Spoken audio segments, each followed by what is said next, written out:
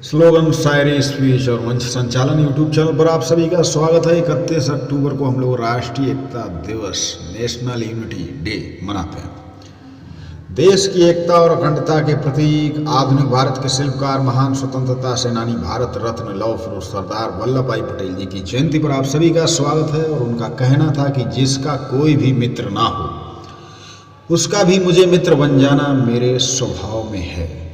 ये था विचार। आज हमें ऊंच नीच, अमीर गरीब, जाति पंथ के भेदभाव को समाप्त कर देना चाहिए और सही मायने में हमारा देश तभी मजबूत बन सकता है।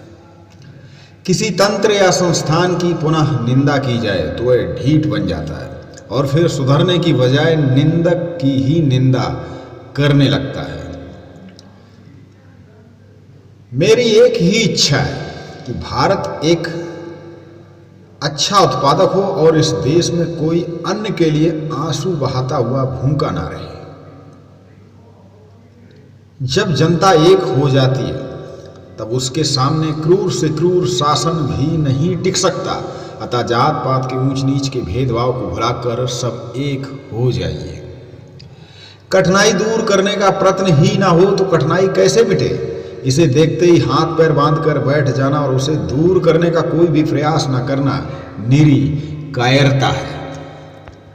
भारत की मिट्टी में कुछ तो खास है जो हमेशा से महापुरुषों का जन्म स्थान और निवास स्थान बना रहा है। मुश्किल समय में कायर लोग बहाना ढूंढते हैं, लेकिन वीर व्यक्ति रास्ता खोजते हैं।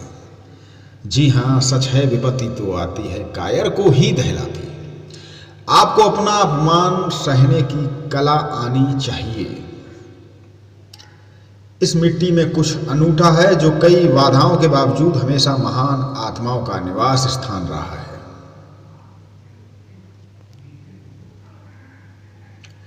आपकी अच्छाई आपके मार्ग में वादक है, इसलिए अपनी आंखों को क्रोध से लाल होने दीजिए और अन्याय का मजबूत हाथों से सामना कीजिए।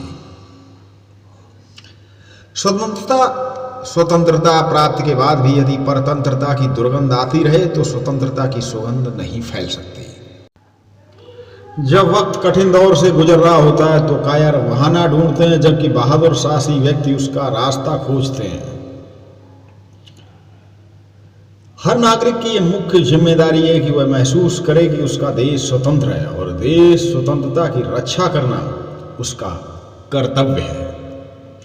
शत्रु का लोहा भले ही गर्म हो, लेकिन हथौड़ा तो ठंडा रहकर ही काम दे सकता है।